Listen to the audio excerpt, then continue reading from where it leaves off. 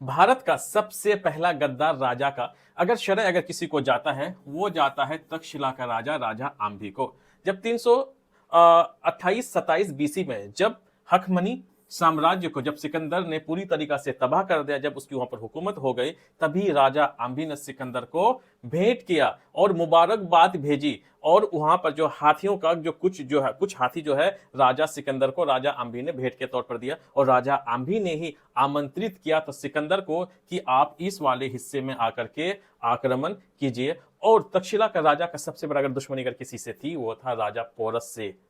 राजा आम्भी का एक ही मकसद था, सिकंदर आएंगे, राजा पोरस को हरा देंगे। जब सिकंदर वापस जाएगा तो पोरस का पूरा साम्राज्य जो है वो किसको, राजा आम्भी को देकर के चला जाएगा। बिल्कुल यह उसका उल्टा हो गया। सिकंदर पोरस को हराया, लेकिन पोरस की महानता को देखते हुए सिकंदर ने पोरस के जो जीता हुआ साम्राज्य है फिर किसको, पोरस को सौंप करके तब सिकंदर वापस चला गया। और तक्षशिला का राजा का जो मंशा था वो बिल्कुल उसका मंशा ही रह गया। इसीलिए उनको टैग दिया गया है भारत का सबसे पहला गद्दार राजा।